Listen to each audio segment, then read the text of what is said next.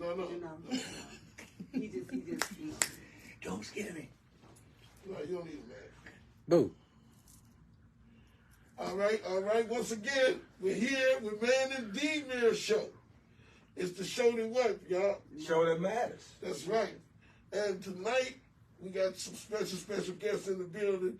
But before we get to those super special guests, we got to introduce our prestigious host team. First of all, to my left, we got the multi-facet Miss Amycakes. thank you, brother. Thank you. That's it, And to my left, I have, I don't know, you are a jack of all trades. I don't even know how to describe you, man. That's you are fine. you I'm are gonna go with force. that. I'm gonna go with that. Nate Jenkins is in the building. Please, I remember Nate Jenkins and our quarterback point guard for the show, the esteemed Mr. Boo Jones. All right. And this is a very special show, like always. But Mr. Rodney Graham, he's in the building, but he's helping out with other aspects. So we like to acknowledge him and all the team, Lady Z, and everybody, that's part of the team. But tonight, like I said, we got a very special guest in the building. I'm going to go left over here first. To the left is the man, the myth, the caring person from Washington, D.C., and the Root Program founder, right? Correct. Yes. Correct. Against violence with guns and violence, period, is Mr. Kenny Barnes, y'all. All right. Thank you. That's massive. And to my right is the very distinguished, multi-talented, very snazzy dresser also. My friend and co-worker, Mr. Shabazz. Dr. Shabazz. Dr. Shabazz. Psychiatrist at DIW. That's fair. Yeah. So, what we're talking about tonight, our title is Mental and Mayhem, and how they relate to one another. So I'm sure Nate got some stuff on that. Oh, for sure. Yeah. So that's real deep, right? Mental and Mayhem correspond with one another. We're not answered yet. Okay. So listen, we're going to get into it, then we'll answer. So if you're calling, please call back in about 15, 20 minutes.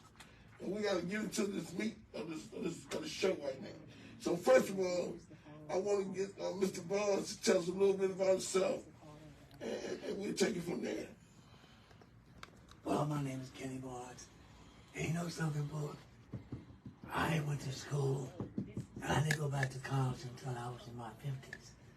And I got my bachelor's and my master's. But for some reason, people don't like to give you credit for an MS. They give you credit for your doctorate. And I was working on that when my son was murdered. My son was murdered in 2001. And so, I'm sorry, what's your son's name? Kenny Barnes. Kenny Barnes, he owned a clothing store in Beverly Hills. What was the store name? Boutique Hill. Where was it? Boutique Hill. Where was it located? 11th U Street Northwest. Right on the corner across the street from Industrial Lane. Right. For those of you all who know Washington, he was murdered by a 17-year-old young man that he knew. Came in and robbed him and shot him, killed him. And so I've been involved in dealing with this gun violence for the last almost 20 years. So I've developed some level of expertise in dealing with them. But I had a prior life before dealing with gun violence, and before that, I was also a concert promoter. A lot of people don't know that, but I was a concert promoter, promoting such groups as Earth, Wind and Fire, Natalie Cole, Barman Funkadelic, Boosters Rubber Band. If anybody in here remember the Mothership Connection. Mothership Connection. I promoted that show myself, and there was a gentleman by the name of Mel Edwards who worked at WL Radio. If anybody goes back that far, goes to Mel from the big old L. That's right. Yeah. So he and I, we promoted Richard Pryor, just to name a few. We were major promoters at that time. We formed an organization called DJ Productions, which is another story a lot of you all may be old enough to remember when that was in the news for Payola. And it had nothing to do with Payola. It had something to do with us promoting concerts. Another story. Also, and I know you wanted me to bring this on everybody, that Mel Edwards and I were the ones that originated go-go. Not the music, but the concept. We began the Friday night go-go. We started in around 1969, 1970. And we started at a place called the Squad Room. Yes, sir. And, oh, you remember? What? Yes, Oh, sir. come. Yes, sir. Can I get five on Yes, that? you can. A lot of people don't know that. That's Yes, where sir. go-go began. I'm a little old. Okay, that's where it began. It began at the Squad Room, which is now the Ray Leonard Gym. It was called the Friday Night Go-Go. And we came up with the name because you remember back at that time they were doing cabarets. Mm-hmm. You know, you go to Burgundy Room or Columbus, Knights of Columbus or something. And so we want to do something different. So Mel and I said, you know what? Let's do a thing after Smokey Robinson record. Let's call it Going to a Go-Go. Friday night Go-Go, 11 o'clock at night, doors open, 12 o'clock at night to 6 o'clock in the morning. That's right. Most people don't know it. 3 o'clock before 12 and 5 after 12. That's right. And it was jam-packed. Jam-packed. Oh, And how man. much was it to get in? $3. 3 o'clock. $3. $3 before 12, $5 after You know how 12. much it is now? I don't know, $25, $3. More. But anyway, so when Chuck Brown, we decided on Chuck Brown and the Soul Searchers. And the reason why we decided on Chuck Brown and the Soul Searchers, because to be honest with you, they may not have been the number one band. The number one band may have been the Young Senators back then. Come on, man. Right? But anyway, the reason why we decided on Chuck Brown, because Chuck Brown had a uniqueness about him. And they could cover a record and make it sound better than the artist had made it.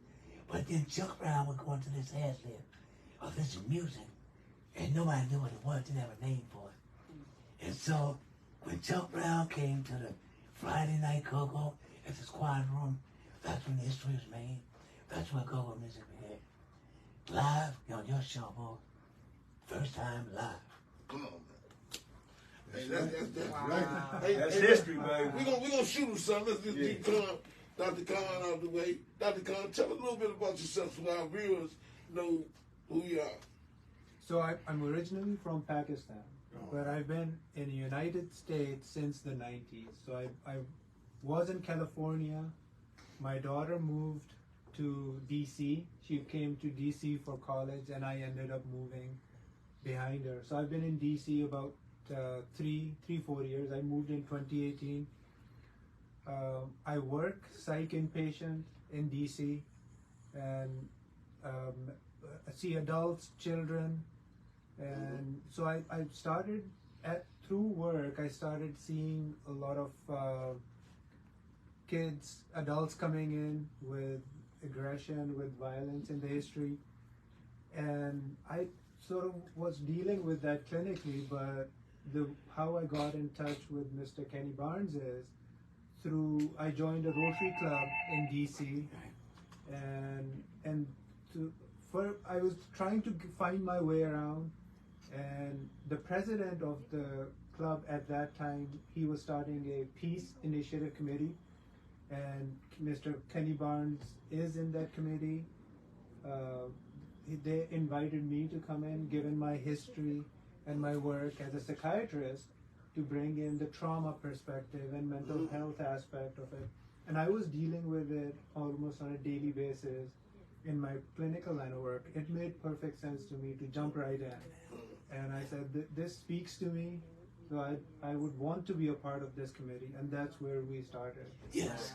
That's one, one, Right. So that's one And thing. we've been together since. That's a good piece. And this how we do it, y'all. This That's a how we good do it. piece right there. That's Now a good we piece. don't ask you guys some questions and just be yourself, ask honest, answer honest. Well, y'all gonna do that anyway. But we're gonna start with Amy. Amy, what you want to do? Ladies first. Yeah, ladies first. Come on now, put you on the spot. Ladies first. Ladies first. You want me to ask questions? Yeah, that's what we Do your thing. Do your thing. Okay, I'll start with you, actually. all right. So, what made you get into the field that you got into? So now I have to go back to my medical school because that's where it all starts. In medical school, the approach is to expose the medical student to all specialties. So we go from one specialty to another and try to pick our way and find the one that Find speaks your to niche. us. Find the niche. Find somebody who likes surgery will sort of gravitate towards that as a medical student. So what made me pick psychiatry was after doing medicine, after doing surgery, I enjoyed them, liked them, but when I started doing psychiatry, I enjoyed that part of talking to the patients. At that point, I was in medical school back in the 80s, a long time ago. We didn't have many meds. Talking was the mainstay, was one of the major things we did. Meds were there. Now, we have advanced, the field has advanced quite a lot since then. But the process of talking appealed to me, and I wanted to help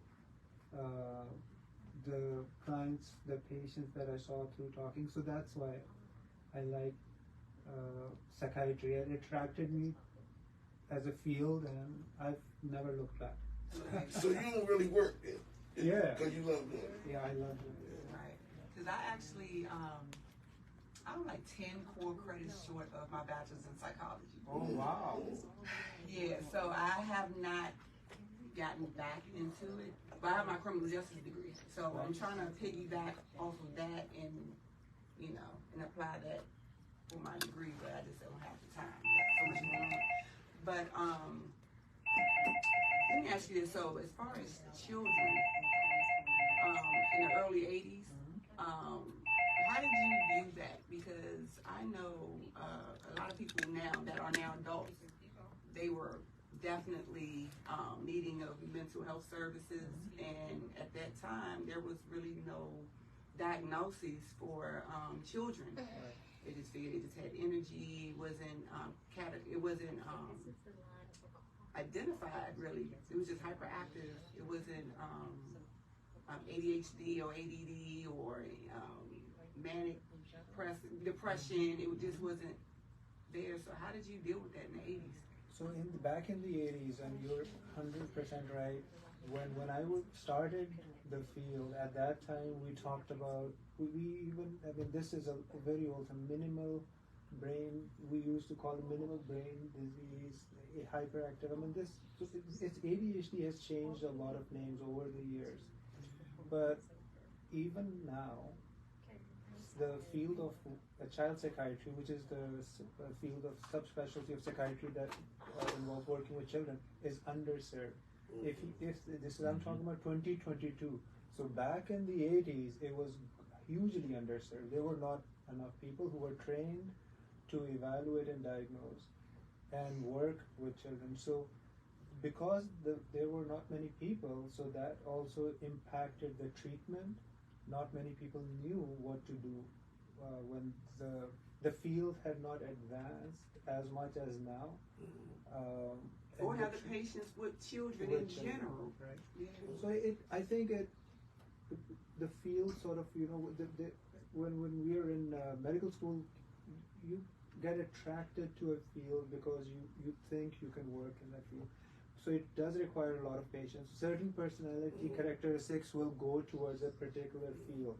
So I think that is a must. Otherwise, the chance of a burnout, the chance of not enjoying what you're doing is huge. But even now, I think if you you will sometimes hear that the rates of this disorder is going up. Sometimes it is true that that rate increase or the numbers you see are due to the fact there are more people now who know how to diagnose. There's more media attention, so more people are aware of the problem, and So we can recognize it now. they recognize it. Mr. Lake Jenkins. So I'm a credentialed therapist from DBH. Oh, Right? okay. Okay, and I serve adolescents quite a bit Yeah. in my walk. And what I noticed, you know, with the new DSM coming out so often, right? Yeah. It expands, it contracts. It expands, it contracts, especially when it comes to adolescents. And in the black community, there was always a stigma about mental health. Right. Like So a weakness almost. No. The stigma is like. the stigma is like we're not gonna get no help because we don't want, we already behind socially and economically. So if we turn around and say I got a child who got a problem, I'm not gonna take them to the hospital. I'm just gonna feed them less candy, less sugar, you know, and try to self-diagnose and stuff like that. But now that school systems, you got 360 services now with CSWs and all that type of stuff in the school. There is an impact in that, but with the drug culture as it is, and I know you probably see it at PIW quite a bit. We do. The dual diagnose culture, That's why I right, is now. When I started, dual diagnosis was adults. Yeah. Then it was teenagers. Now there's Little kids. adolescents being dual diagnosed. And how do you see the difference between the need for the DSM to be adjusted to identify and treat that particular community? Absolutely, that's a great question. And DSM, it is sort of it is what it is. DSM-5, that's the most current DSM. Right. Now, if we compare it to DSM-4, the criticism was that DSM-4 is not evidence-based, it's not scientific. Right. So the central committee in DC, they tried to fix that. They came up with DSM-5. Of all the DSMs, it's the most scientific, most evidence-based. Now, there are still some limitations. So if you talk about addressing a specific culture, I'll tell you a little bit about, I've had the opportunity and the privilege, I would say, that I've seen mental health in Pakistan as well, and here as well, because the trauma and the stigma is international. Okay. I see the same I used to see the same stigma in Pakistan as well. So I think it is that stigma. It cuts across culture and race. It's all over the place. Yeah. Now some I think it's something to be worked through, but it's present everywhere. Now, does the DSM-5 address that sort of cultural aspect? At this point, it does not. That's not. It does not. Right. And that's where things are. But does it need to? Of course, it does. Okay. Now, the race issues have been going on for years, but only recently have we started talking about it. I mean, we have started talking about this over the last couple of years, Right. to the extent that we are doing it. So there's still a lot of work that needs to be done. Great. Yeah. Well, Nate, that was a great question. That was great.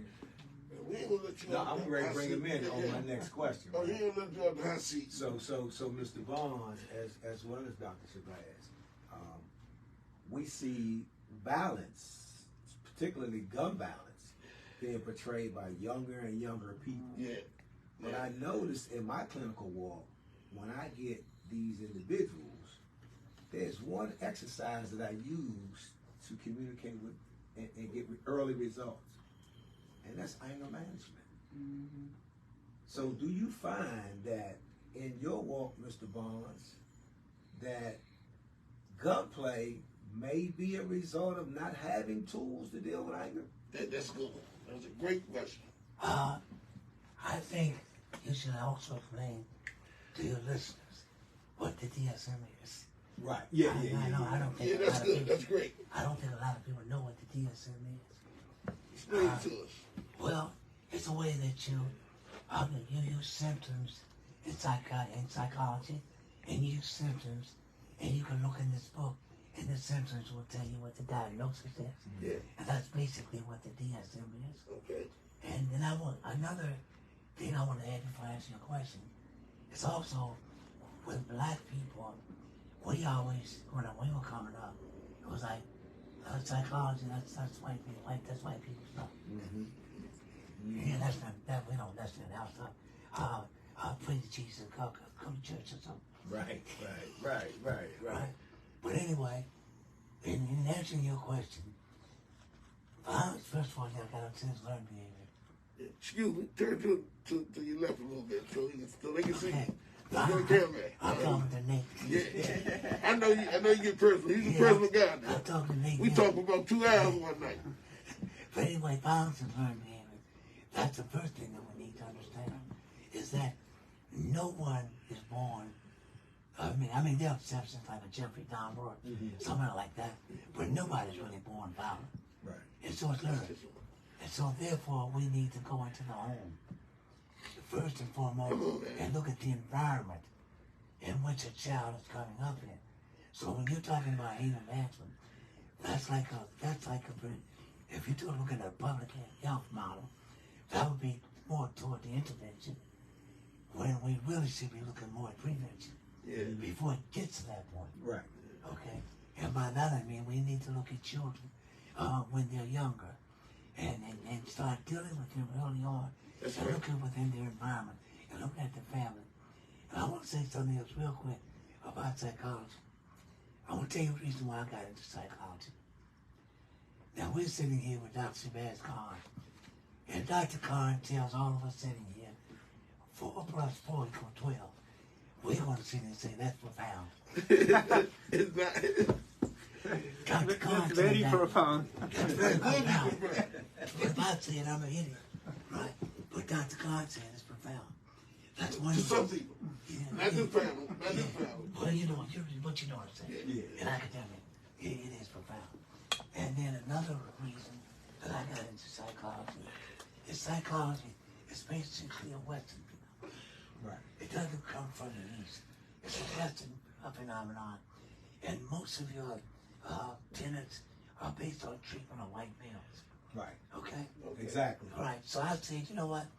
If I can learn the basic tenets and I can apply it to my culture, That's right. that's why I got into psychology. Come on. Because we need to understand in our way how we need to deal with our minds. Not have somebody from Michigan learn it. Wisconsin. Or Wisconsin. Learn from the University of Wisconsin. Because and what's funny is I had to say this. What's funny is that nobody, we talk about it in barbershops, but we don't really get to the core of a solution. And that was very exciting. What you was talking about, getting to the seed of the child. That's right. That was deep. That was a great question because it opened up the door. That's right. That's why when my son was murdered, and I decided to start an organization, and I was thinking about a name, and that's how I came up with the Root. Yeah. And Root is an acronym for reaching out to others together. And so we need to get away from this concept that violence is a black thing. It's not. It's an American thing. Yeah. Like Stokely Human Carmichael. thing. Like Stokely Carmichael said, violence is the American's apple pie. Yeah. Right? And so we need to understand. So it's reach out. We all need to look at this together. But we also need to look at the root of the problem. Come on. What is creating some of the most violent young people in the history of this United States of America? What's causing that? So we need to look at the root of the issue. That's how I came up with the name of my organization. And that begins, In the home. I just experienced this on the way in, Nate.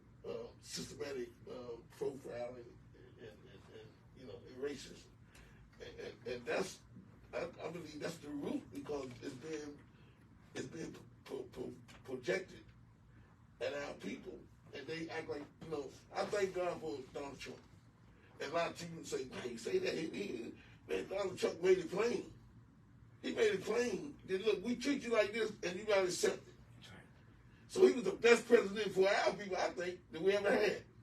I'm going to disagree with you, but listen, okay. Not because of politics. That's what I'm saying. Not I know what you're saying. Nothing to do with politics. He just brought out in plain sight. That's what I mean. Only that. I remember coming up, and you probably remember it, when they you know, if I get pulled over by the police or something, I said, man, you just put me on because I'm black. No, I'm not. You just put in a race car. It's real. Yeah. I just went to the store up the street, name, and Burlington's. I told the girl, I said, I got these things on my clothes. Can you take them off? First of all, I went to the counter, and the man left. He said, oh, he just happened to serve it to my white lady. And he left. So I went to the next lady. I said, I got them things on the clothes. You got to take them off. Yeah. She said, I'll take them off once you pay for it. So I said, oh, yeah. So I paid for it. So I'm going out the door. And it buzzed, right? I came back. So I went to the next lady next to her. All on locations. I said, I told this lady she needed to check my clothes because I seen that we... Hold on. You had already paid for them the first time. Right. And you was just telling her to remove the tags. Right, right. And she said she would remove them. Once I paid for them. But you had already paid for them? No. Oh, at that time, okay. And at that time you had. Okay, yeah. okay. But once I paid for it, she removed one. I said, I got this more in there. I seen it when I picked them up. So she said, no, that's it. So I leave out, and when I go out the door, I go, bing, bing, so I come back. When I go to the next lady, I said, I told this young lady that I had some of the devices on my clothes and I seen them. So she said, oh, no, go. I said, no, I'm not going because I can't wear the outfit with the device on. I said, you need to check. So I went straight to the sweatsuit. It was together. Device right there. I said, so this is what. So what do you think that was? That's a symptom of what human error, right? Was that human error, or was that the attention? His story in its entirety. If it was human error, she would have checked when I asked her to.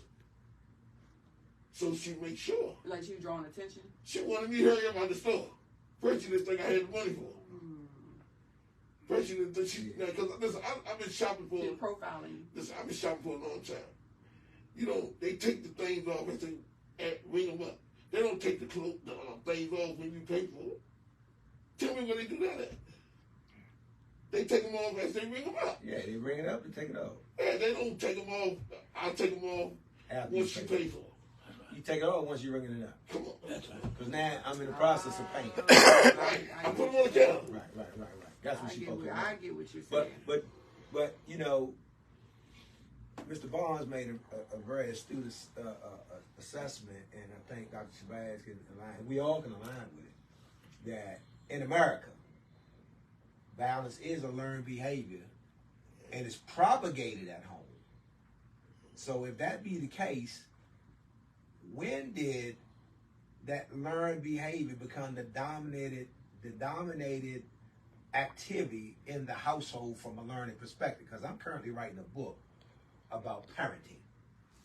I got 15 kids. And I had 9 kids as a single father for 6 years. So I know a little bit about parenting. Just a little bit. And what I found out in my journey was the 4 quadrants of parenting.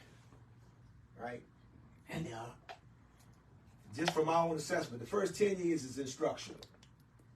I'm showing you, teaching you, learning you on the instructions that I have in me about what life is and what you ought to do to live in this life.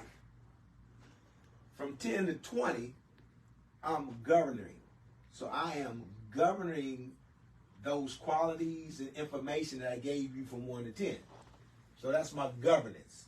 As a teenager, you developing your own attitude, all that.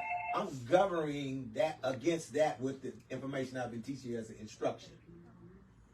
20 to 30, I'm advising, right? I'm advising you because now you're out in the real world and you can take these instructions and do what you want with it. I'm advising you based on my wisdom and knowledge and my life experiences, right?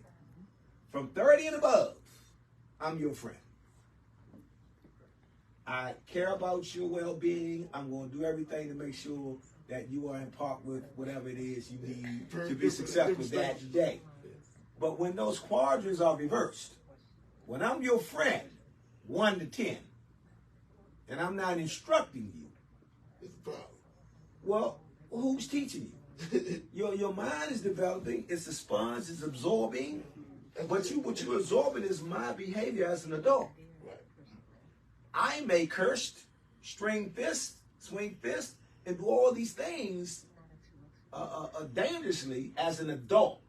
But I didn't teach you any morals, any right from wrongs as to why I'm doing these things, why I'm acting this way. So as a child, you're going to assimilate to what you see.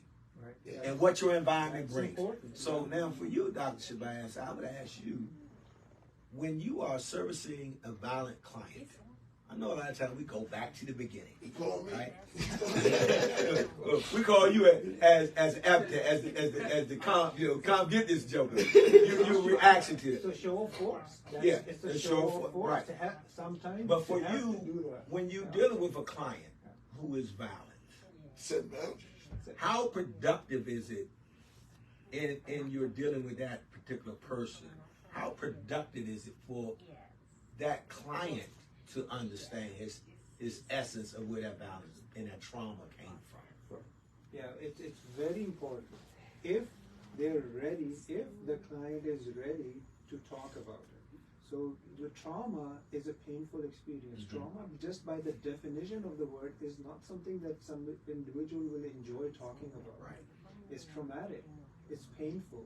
If the pain is acute, recent, sudden, it's almost impossible to talk about it to be in a therapeutic way, because they're not ready. They will first, depends on which stage they are at, depends on whether they're ready to talk about it, depends on what the relationship is with me. If I am sort of a very short term in the hospital, or if I am in the clinic where they have a trusting relationship with me. So if you have so many different things that need to be considered, but to get to talking about the trauma is critical. And I want to ask you, Mr. Bonds, because you on the front line, right? See, that's why it's very important for you to hook up with a guy like Dr. Khan, because you're gonna teach him a lot. Because it's a difference when you're dealing with the people per se, and you can feel what they're going through because you done lived it. You done lived it. You know, it's a whole different animal. Then you look at your psychology degree. So you can come from a whole different angle of relating. Exactly. There's such a thing called empirical knowledge. I grew up in Trinidad, not the country. Yeah, the neighborhood. We got you. We got you. Northeast Washington. Come on, man. And so it's something about growing up in an environment like that there are things that you learn that you can't find in a book. Come on, man. All right? And those are the things that you can bring to the table, as well as your academic intelligence, your empirical knowledge. And then one other thing that I can offer as well is the fact that I lost a child. Yeah. There's very few people that can look at things from all three of those perspectives. Yeah. And I don't know whether I'm fortunate, because I'm fortunate or not, but I can look at them from all these angles. And you have to really be able to really understand. In my opinion, when I was with psychology, it's a lot to do with culture. For example, what may be right in one culture is wrong in another culture. Right. Right? And so, Dr. Khan and I were talking about this on the way. I ascribe to a Carl Rogers, who had what he called person-centered therapy. That you actually try to get into the mind and the body of the person that you're doing the therapy with, and understand where they're coming from. For example, Dr. Khan is from, I just found out, he's from Pakistan. I don't have a clue about Pakistan. Come on, man. Right. Don't even know where it is. Okay, I know it's over in Middle East. They call it Middle East. That's in Asia. Asia. Yeah, they call it Middle East. No, not Pakistan. Oh, it's not? No, Okay. not Middle East. Is that Sub-Asia. Hold up, let me ask you this real quick. Is that over there by Jerusalem? No, that's Middle East. But Southeast Asia is Pakistan, India, Nepal, Bangladesh, Sri Lanka. Okay, well, this man is close to Southeast. Come on, talk about the real thing. Yeah, but you notice, I admit from the very beginning, I don't know where it is. But anyway, so for me to be able to give therapeutic consultation to Dr. Khan, and I don't have a clue about his culture, about his background, about his family. I mean, to me, that doesn't make sense. I mean, you have people do it. Of course you have people do it. Shooting in the dark. You shooting in the But, dark. but you know, if I come from Southeast Washington, Northeast Washington, how can I understand Dr. Khan's background unless I do a lot of research, a lot of talking? Right? Then there's another thing that I have an issue with. I don't mean to offend anybody, but there are people that do Christian-centered therapy. Now, to me, how can you do therapy when you're imposing your belief on somebody else? Exactly. Right? In other words, you're saying, because I am a Christian, that Yeah, you have to this believe way. what I believe. Yeah. And I'm going to give you this therapy based on what I believe. Well, see, I have a problem with that as well. And so I look at that at a culture. And I believe culture is a big influence when you're trying to talk and deal with youth and deal with their families. If you don't understand their families, if you don't understand what they're going through, what they've been through, it's kind of difficult. Unless you have somebody there with you that's working with you on that. Right. So I think in training, so there are some limitations for sure, but in training, I think that the field in psychiatry, so if you look at psychiatry is about 4 years. Then child psychiatry is another 2 years. So that's 6 years of training. And all these issues are taught so much that it becomes, there's a little bit of science to the madness, in a way to speak. So by the end of to relevance, to give some perspective, to understand where the individual is coming from, what the perspective of the family. That is, and there are many different approaches of doing therapy. The approach that you were talking about, it's modeling. You're a role model. The approach that Kenny's talking about, family therapy. There is not one. The beauty of psychiatry is there is not one particular approach. Right. There are so many different. We have so many different tools. That's great. That we can pick the right tool for the right person. But I think that's a balance. I mean, I think that's a problem as well. When they say that psychology is a science, I'll be honest, I have an issue with that. Because you got Sigmund Freud, everything is sex. Let me say this. Let me play advocate. Because the good thing about it is, like, I work with Dr. Khan. I don't work on the unit with him. So he's a doctor and I'm the manager of the unit. Right. Well, the trust, see, sometimes this what is very important. I gotta know when to pass the ball on. Like sometimes it's a turns. And he value my opinion. He said, what do you think about it? Because I'm on the unit with him. Yeah. And then he'll allow me, like some people who don't know, they put things in a box. And they'll say, oh, you arguing with the client and doing this. But the result, they don't work together. The result is we get peace. It's a storm, and then we get peace. And then there's a connection. But once they, feel that you're going to set boundaries, and then they see that you understand and you still can, you're not mad at them. It's not personal. Right. So it's a skill set. Like, you talk about your skill set. I believe everybody has a skill set. Some is more effective. Some can lead you to, the quarterback and linebacker, two different people. Right. But they play on the same team. Right. But it's two different. Well, I guess what I'm saying, Bo, is that when I look at psychology and I study psychology, And I look at, I mean, you got cognitive behavioral, you have behavior, you got name on a different type. Right. And each one has a tenet that they go by. Yeah. You talking about it take you that. So that's not science. Yeah. I mean, science to me, 2 + 2 is 4. Right. That's science. Right. I mean, that's just the way I think. Okay, so you look at the word itself says science. Well, you're looking at actually when you start talking about the DSM-5 is science, it's scientifically based. Is the most scientific It's the most up scientifically to this based point. because it's been tested. Yeah. It's been tested in a clinical environment. Yeah. There's been documentation. Evidence-based. Evidence. So There's reviewed evidence of tons the studies. diagnosis. Yeah. Okay. So So those are if more or you less look like at it, theories then. no. It's evidence. DSM-5 It's is studies. evidence-based. It's evidence-based. Prior to that, it was theoretic. But yes. Yeah, Right. it was theoretic. Relatively, So yeah. now Yeah. we're moving more towards testing, Yeah. long-term clinical testing, Yeah. not just I put a subgroup of people together and I monitor their behavior and things of that nature.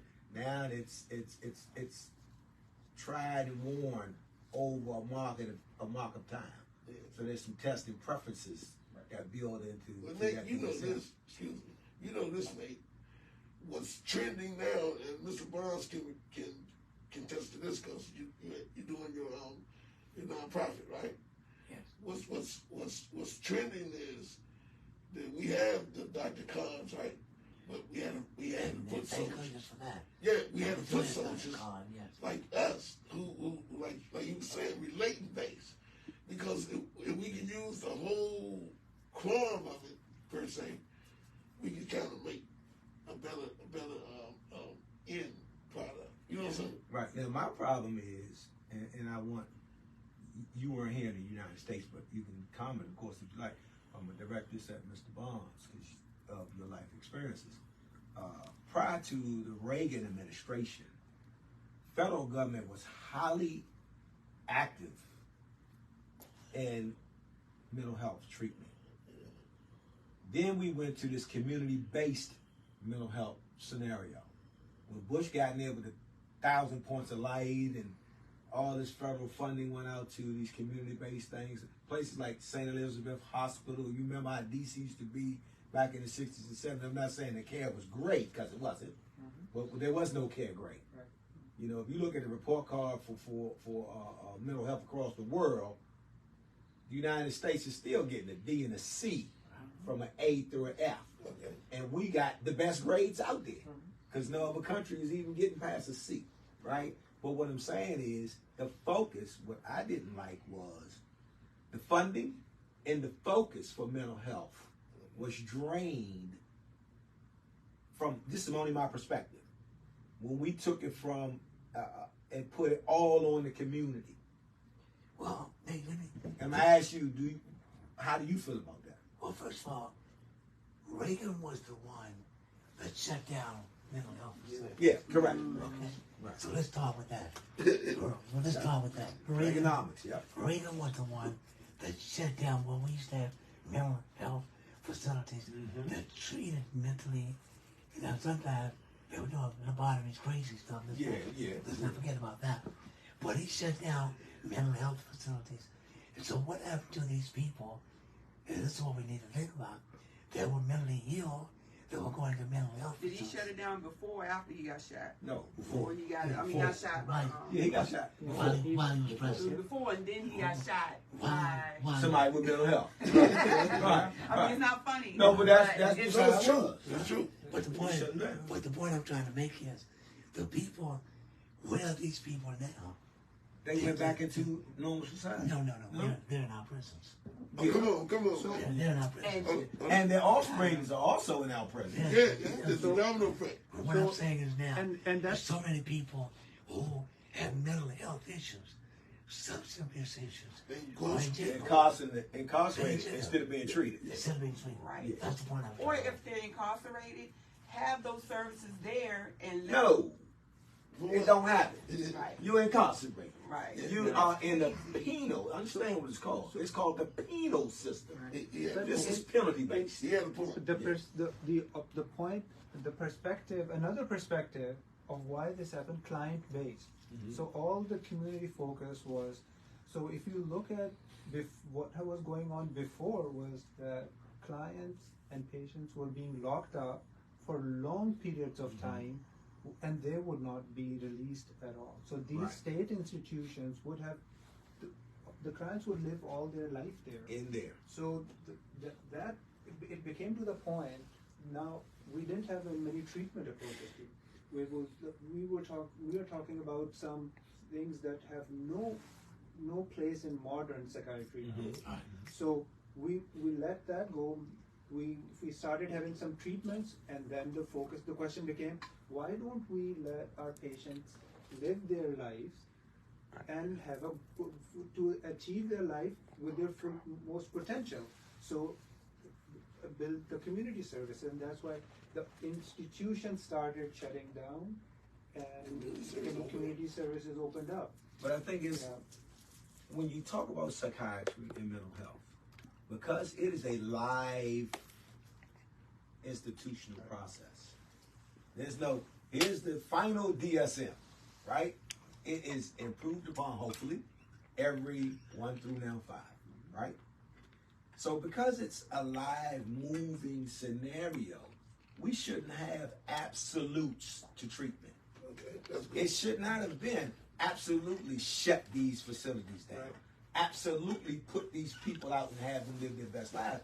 Because in there's a vacuum, and there's some things that drop on the floor and through the cracks, and no one's there to pick it up. And those things that fall through the cracks are the things that people who don't have mental illnesses have to live with and deal with the resolutions and the residue of those behaviors. So if you got a parent, right, that has mental health, and say it's the mom or the dad, and they're not getting their services needed, their children, their children may not have the physical modalities that their parents have, but they now have the behavioral modalities that their parents have. Let me say this on that note.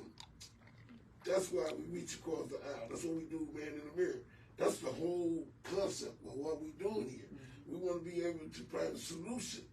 And Mr. Bonds was talking about, I love the main group. You know, when I do a group, Mr. Bonds, I call it the seed. Yes. Whatever the topic is, I call it the seed. Right. And then we expand on it. And I love, you know, I'm a believer. I'm not a Christian. I'm a believer Jesus Christ is the Messiah. That makes you a Christian. No, it don't. No, it don't. I don't. No, it That's don't. what it means. No, it don't. I don't believe. That's all what you believe, but listen, but the word Christian does. Let me say that's this. the dictionary. Let me say this. That's the dictionary Let me say this. meaning of Let it. me say this. So you want to know that? Has he ever said he's gonna be Christian? I read the rain. No. But has he ever? Has any been documented anywhere, Nate, that Jesus Christ said you will be Christian? They were first called Christians in Antioch as a mockery. So if you gonna call me a nigga, I'm gonna adapt to say I'm a nigga. I'm not a nigga. No, but what I'm saying is, the world might say that. Right. I don't say it. But Christ didn't call himself Christ. This was he did say I am the Messiah. But he didn't call himself Christ. Listen, the Messiah is the Christ. We had that conversation all day. But that's a whole different thing. I got the right, I got the power of definition. Oh yeah, you define yourself. You can't define me. Nobody can define you. And that's one of the main things we got to teach these kids. You ain't gonna call me crazy, and I'm gonna go ahead and be crazy because you don't call me crazy. Because that's what happens in our neighborhoods. They say, "Oh, he a little touch." They even call some of the kids crazy this, crazy that, as a nickname. Yeah. So that's one of the main things. And I'm glad you was talking about reaching while they're young. Nate was talking about it too, about how he did with his children, and it started with us. And you know what? Going back, because I was waiting for somebody to bring that right back. So remember when, I think you said before, you said it starts at home. Yeah. What if the home is tainted? That's what it starts. Let me say this. That's my point. That's the point. Let me say this, Mr. Bond. That's my point. And what I do, let me tell you what I do. I teach the parents. When they come in there, everybody got their own thing. I'm not a child guy. I don't work with the children, and work with them successfully. But I'm a parent. My thing is the parents. Because if you get them right and they be able to start teaching the child right, then we got a whole different thing. But see, we go right back to the quadrant that I spoke on earlier. That 1 through 10, that instructional. Yeah. That's why I said that. Now, here's the issue, though. Those things are in order for a biological reason, because that's the development process of the brain, right? We can all agree to that. So now, if I got an 18-year-old... Wait a minute, Freud says the brain is fully developed at 98.5. Come on. That's but we've seen evidence past that now. I'm just saying. So that's from a psychiatrist. That's a psychiatrist. Freud also thought everything was about sex, right? But we have moved beyond Freud now. Right, Freud, we moved beyond Freud now. Freud was relevant back in the 70s and 80s. But let me ask you a question now. Why is it, as a psychology student, that the first person they introduced you to was Sigmund Freud? Why is that? So it's understanding the history is important. To understand where we are, we have to know what happened in the past. So he is more or less like the blueprint? Correct. Not the blueprint. He's not the blueprint. He's one of the founders. No, everything came out of his mind. So there was no research. And then people tested his theories and realized that it was like you said, they ain't questioned it. So he was the clients. Yeah, come on. He was the first person who tried to bring some science into it. There is a way to evaluate it. This is the reason why things are happening. So he was the first person to sort of, This thing get good, y'all. This thing get good. To understanding. But now we've evolved from that. We've evolved. We've evolved. learned new things. We have learned new ways. We have adapted. We've learned new things. So we now are better. And a lot of stuff has been discovered on accident. Let me say this first. Before Nate say anything, if you're out there, we didn't take the call earlier because we want to get into the meat. Or if you call now, we're going to take calls. You up. Call now. Call now. 703. It's a time for everything. 703-752-6120. Call now. What are we doing? Talk to our experienced panelists here, and we'll give you the information as you require. So please call us now, 703-752-6120. Go ahead, Mr. Bond. I just want to make a quick point. That Dr. Carter mentioned earlier. We need to bring up about the women members of the Rotary Club as well. And that... Tell me what that is. The Rotary Club is something that I never knew anything about this black person. And that's what we're trying to do, is we're trying to make sure, or get the Rotary Club, so that it shows that cares about the community and the people within the community. The Rotary Club does international stuff all over the world. Yes, all over the world. Anywhere you go, any country you go, there's a Rotary Club. Okay? And now, how we got together is that I was on an international committee with the Rotary Club. And so I said to the president, wait a minute, we got enough issues going on right here in Washington, D.C. Yeah, come on, man. Right? Why do I need to be on an international committee? Yeah, you have to have the root. Right. Let's deal with some issues. That's how we started the D.C. Peace Initiative and the Rotary Club. And I think I need to, because if we hadn't done it, the Rotary Club wouldn't be doing it. There's no need me sitting there trying to force it. No, it wasn't going to happen. It wasn't going to happen if we hadn't done it. But I'm proud of the fact that because we did it, that the Rotary Club is totally supporting our initiative. And we have 5 planks. If I can tell you guys what the planks are. And this comes from our minds. Okay? The first plank is that we want to work with the government. We want to maybe offer some assistance to the police chief, the mayor. We are very close with the incoming U.S. Attorney, Brian Schwab. We're very close with him. Matter of fact, I sit on this transition team on the Public Safety Committee. And let me tell you guys something. There's some things on that Public Safety Committee that wouldn't have been there. If I had been sitting there, there's some things on there. All right? And so that's the first plank. The second plank is that we feel that the Rotary Club needs to be more recognized in the community. And so we want to meet with and work with community people. We have a couple of people on our committee that are not Rotarians, but they're community people. We got a guy by the name of David Crocker. Does a lot of stuff within the community. Okay? We have a police sergeant not. So we want to get the word club more well known in the community. Our third flight is financial literacy. Come on, man. We have to teach our young people how to use a checkbook, how to use a bank, how to do what to do with their money, how to buy homes. That's right. And the fourth thing that we have is prevention. Hey, this is my biggest mantra. We need to get the young children early. So we have a plan for prevention where we're going to go out and work with kids at the elementary school and get them better, help them with their grades and math and that. Come on, man. Okay.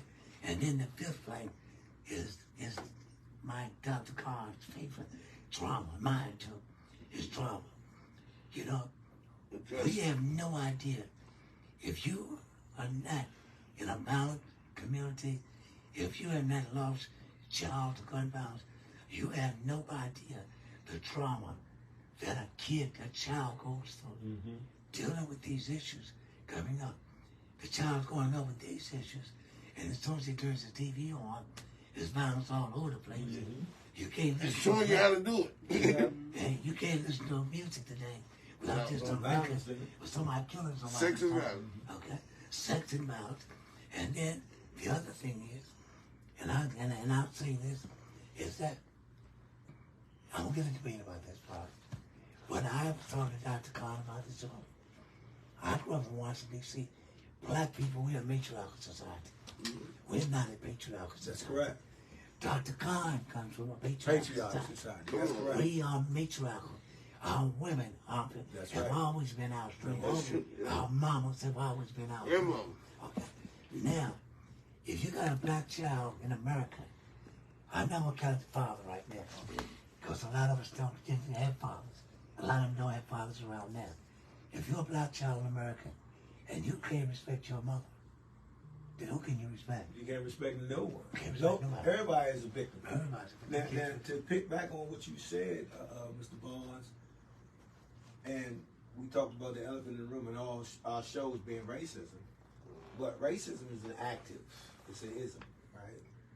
But when you go back to the concerts of it, right, the beginnings of it, it all goes back to slavery, because as you just mentioned, the African American existence is matriarchic, because the first thing that happened when you got off the ship, the men went that way, the women went that way, and the women, regardless of who the father was for that child, they were responsible for raising that child so they could be a productive slave in the next few years.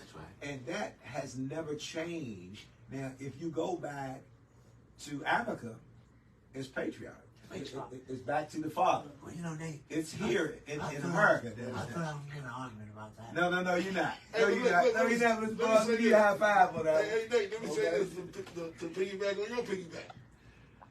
That's why it's so important for us to do, because this is generational. You said it, Nate. It's generational. So, and that's why I was talking about when Trump made it plain. This is the first time they even acknowledged that maybe it's happening. Think about it. It's not. I'm talking about, listen, what I'm talking about as it is publicized. Put a face on it. No. As it's publicized. Like right now, and it's kind of like Rocky, you sleep, but it is being addressed. It's being, in a way, to sort of add something more, yes, it was talked about among people, yes, but for organizations to address it in a formal way, and as quick as it is because of our technology. Well, if we look at the past, right, and you look at the leadership of this country, we kind of off base, right? From Andrew Jackson back, slavery was not an evil. It was a business. We understood. Right, hold on, let me finish. Lynchings and things like that were public events. Yeah. Okay? So even if you go back to Trump didn't put a face on anything. But what happened was, what Trump allowed us to do is wake out of our slumber that was induced to us by the civil rights movement. Yeah. Because prior to the civil rights movement, the pain that we had as African Americans was a shared pain, right? House to house, neighbor to neighbor. We knew we had to take care of each other. But once we were assimilated into this broader fabric right? That need for that security and all of that melted away because we started assimilating, not being part of, but assimilating on the fringes, right? We got civil rights, not equal rights. There's a grand difference.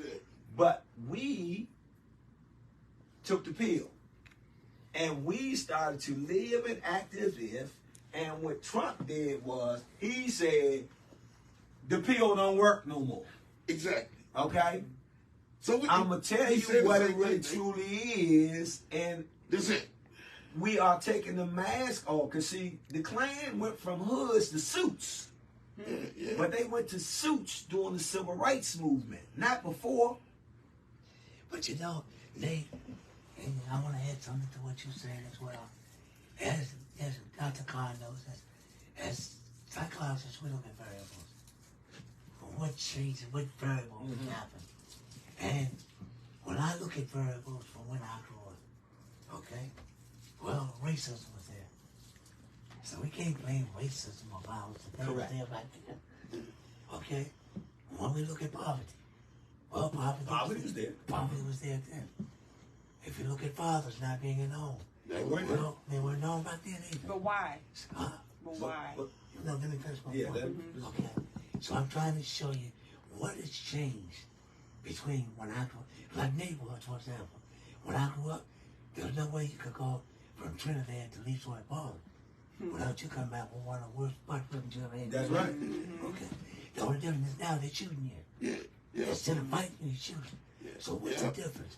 What's the difference? What has changed? What's changed? Well, let's look at what's changed. The one thing that's changed is that if you look at the churches. There you go. Back when I was going, the church was a part of the community. Yeah, central part. It was a central part of the community. Yeah. Exactly. It was not a money-making empire. That it is today. That it is today. So that's not there. I mean, people argue all they want. The church, the minister, the walls is gone. the minister, that Reverend Reginald Green, he had a job. He was a minister on Sunday, but he worked. Okay. Yeah, so he had a church job is on Friday. Okay. So church. Okay, not there. But now we have church on Instagram. No, let me finish. We have church on Facebook. We have church on YouTube. But you're not, so the churches are more now. No, you're missing my point. It's a different church. You're It's a missing different my church. It's a different church. Getting more access to more people now. But before. it's part of it. Okay. But it's not It's active not like it's not a hands-on church. No. What he's saying, go ahead, Mr. Bowman. Let me finish my point. Okay. White ministers came up with the idea of prosperity ministry. There you go. Okay. Black ministers picked that up. Yeah. So now it's about prosperity ministry. Okay? It's not about suffering and overcoming. It's a difference, okay? So that's the first thing. Then if you look at the violence, okay? Well, we looked at Roy Rogers or whatever, Cowboys and Indians, whatever. But the amount of violence that a child sees today, from the time it wakes up, Extraordinary. from the time it wakes up, I can't give you the figures, but not only the violence that the child sees on TV and movies everywhere he goes, but in the home, in the streets, the violence. And I'm gonna say this, and our mothers were martyrs. Yes. The family was all that mattered to our mothers. Yeah. They lived and died for their family. Yep. If my mother did anything untoward, let's say, I didn't know a thing about it. I didn't see it. Right. I'm not saying that she did or didn't, but I didn't see it. And now what's happening now is our women that have always been our strength. They're doing, they're either working all the time. The matriarch is gone. They taking money. They're working all the time. Or they're fighting different men in the house all the time. Or they're using drugs. Or they're calling kids names out in the streets. I mean, these two things, if you look at the difference between back then and now, these are the variables that are different. What about access to gun? Don't you think now the access is more? There's more guns, but the access is the same. Let me piggyback on what you're saying. I agree, but as you said, it's variable based. when you look at the variables, I mean the heart of it, what's the timeline? The timeline was late 50s is when the matriarch started to fade. Right. Okay? What happened in the late 50s in our community? Not only that, what happened to the churches? The churches led the community up into the mid 60s. Right. What was happening between the late 50s and mid 60s? And with progress comes pain. The progress was the civil rights movement, segregation, all those things. There was a positive and a negative. Okay. Right. But segregation, we all have one common enemy. All of us. Yeah. It doesn't matter how much money. You could have been Dr. Khan, and I could have been a janitor. We would be living right next door to each other with one common enemy. And that was that white man approaching us. Well, with integration came Dr. Khan said, let me get the hell out of here. Him and his family moved. But here's the thing, and that's a great point. Look. But let me ask you this, Dr. From your experience since you've been here, right? And I lived in India for 4 years. So I've been in and out of Pakistan. Yeah. I lived in southern India, so it was quite a journey, but I did it, right? Quite often. Now, coming from Southeast Asia, where, well, South Asia, not so much Southeast, but where it's so much a patriotic, but it also came under colonial rule at some point, right? Yeah. What you see in colonial rule is what you also see replicated in the civil rights movement, but just flipped on its side. Okay, I like that. Right? Now, if you come from Pakistan, when you come out of colonial rule, somewhat, because they still are in colonial rule. They are. They just act like they have some independence, but they still are. You know, the government setup, the educational setup, it's all British based. Now, with that stated, how much do you see? I don't know how much you are familiar with the civil rights movement for blacks, but in today's society, as he said, with the matriarch's seat being changed,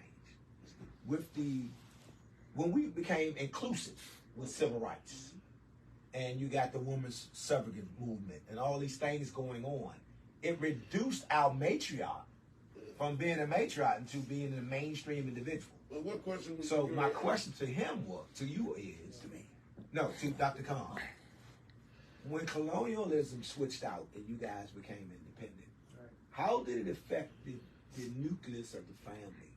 And how does it compare to what it affect the nucleus of our family here? Yeah. So I think the nucleus of the family's Asian sort of cultures has a very family-based culture that is it's patriarchal, but the importance of mother is, I mean, the mother is the social center. All connections, all relationships, all interactions are because of the mother. So it's very central role. But the role, the family over there is it's extended family, so aunts and uncles and cousins, and then sort of the family is huge and it stayed the same. And education is king. Like over there, I know because I deal with it. Education is king, and they help each other. That's the piece that we've been talking about for years. That we like you said, we'll move out the neighborhood and don't go back. But what made us do that, though, Terrence? Right. Yeah, we understand that it's a systematic. No. That's not the point. The point that I'm making is when we gain some assimilations of what the American life should be, right? This baseball and hot dogs and types of things. That was a white man's reality. That was a black man's dream, but a white man's reality. We knew our place and we lived in it. Right? So you said you said basically when they got those things, but we're gonna get to the point. When they got those things, you said that changed the family dynamic. Well, what it did was, as Mr. Barnes said, it took the mother out of the house, right? So and I don't want to say we need to set ourselves back in progression, but there is, as Dr. Khan stated, in the family nucleus, there's stages and stations. When you move someone out of a station, there's a vacuum that's created there.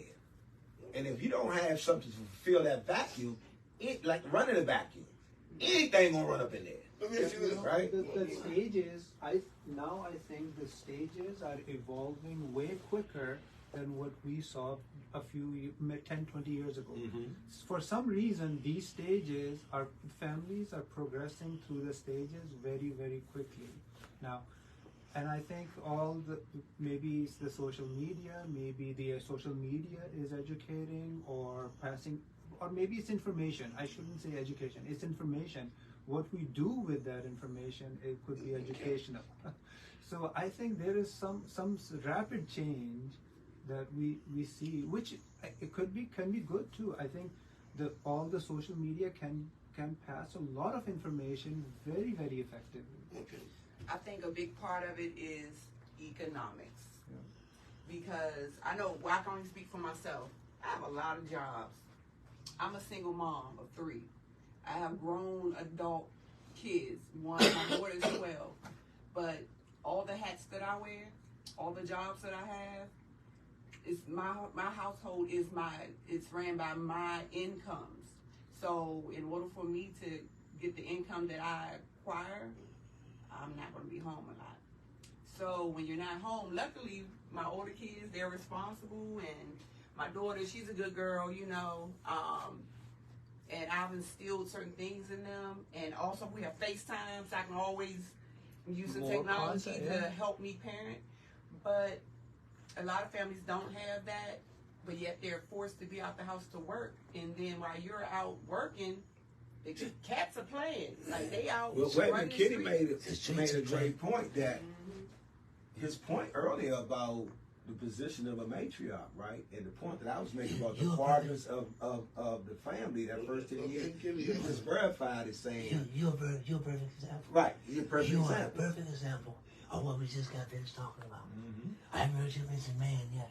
Nope. Right. So what you did was you said something. You said I instilled in them. See that instructional piece. That instructional piece. I know Kenny going to check it out. Check it out. Kenny talking about the right dynamics. You mentioned my point. She said here, she's a perfect example of what I just was talking about. She's mentioned she's a matriarch. She hasn't mentioned a man yet. Right. That's what I'm talking about. Right. Oh, that's exactly what I'm saying. She's the matriarch, and the man's nowhere around. And the order. It's thrown off. It's thrown Yeah. off. And at this point, when it's to the point now where I would love for that to be a reality where it's a nuclear family, but I think also because of my independence, I can be a challenge. But we fish in the wrong ponds. But like, I give you an example. I can talk about myself. When I met my wife, before then, that is not the type of woman by looking. And she's a gorgeous woman, but she wasn't hot mama, big butt, and tight pants and all that. But she had a mystique of beauty that was different. You know what I'm saying? Because I was maturing. Kenny talking about it. I had to mature. Nature had to mature to be the father you are. And what happened is, we got somebody to help us get to that point. All of us, everybody got to the point with some help. And you have to be open for the help. Like what you're doing, mentoring, you got to be open for the help. The help is here now. The help is here now. You know we do this. The help is here. Like in my job, he'll tell you, and people think it's arrogant. I said, this is right. They told me. They called me up one day. He said, you live in your passion. You live in your purpose. Remember you told me that while back? And that was a confirmation. So when I go to work and I get to deal with the people, because I'm a peer recovery coach, and they got a job that pay more than peer recovery coach, I don't want it. I want to be on the ward to deal with the clients. And that's what we had to do. We had to all, they got a little bit walk around. It's not about the money for you. It's not. You can't make that's it why about he the don't money. work. He don't work. But here's the thing about the circle of life. generations after generations, civilizations after civilizations go through what we've gone through.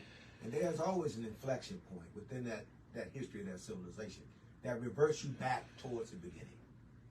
And I firmly believe in the next 30 to 50 years, we'll be back to the patriotic. Back to the basics. Yes. You know why? Because as you stated, with the social media and dispensing more information and so forth and so on, individuals like Amy, when she has her daughter and has a daughter, that daughter gonna say, wait a minute, I saw my mom struggle through this. I don't want that. I'm gonna get a man. We're gonna join the family. That's the hope. But you can't just get any type of man. No. But she gonna learn from your life. But being independent, what you said, being independent, having a value to independence. I brought up my daughter. I've been a single parent here, so I value that independence, and I think that's important to me. So like, all went out to David's daughters. I'm just like Mom. Yeah. You know, I'm a strong black woman. I'm just like Mom. Or it could go the way. See, we don't know. It could go the way Nate said. Yeah. Like for example, I don't seen people say like for example, I'm the oldest of all my family. My father only got me by my mom. He got 3 other kids by his wife. My mom got 2 other kids, which is 8 and 10 years younger than me. I'm the only one that's been in trouble. I'm the only one been in the street. But now, for the last almost 21 years, I've been living right all the way. So now, guess what? All my siblings come to me for stuff. If they got their male children is cutting up, they say, go see him. So it changes when the person changes. When the person in the family is supposed to be the matriarch. Because it don't have to be a woman. But you know something, boy? I want to go back to the integration thing for that. Mm-hmm. What happened with integration is that the nuclear families, the families that were blended, the husband and wives, they had the good jobs and all, they moved. Yeah. And they left behind the single mothers. With no support. With no support. With the welfare. And now what's happening is there's still families right now that are byproducts of that system. That are still living in the same style, single mothers, or in the housing, the same style. I have an example when you finish that. Right? And so we need to look at that as well. And let me say something about being a man, a black man growing up in America. With me, let me use myself as an example. Yeah. When I was growing up, there was no male role model. The only male role model I had was the dudes that was older than me. Yeah. And what they taught me was basically that play a little basketball, drink a little liquor, that's right. shake some woman, and be in a fight a little bit. Yeah. And you were a man.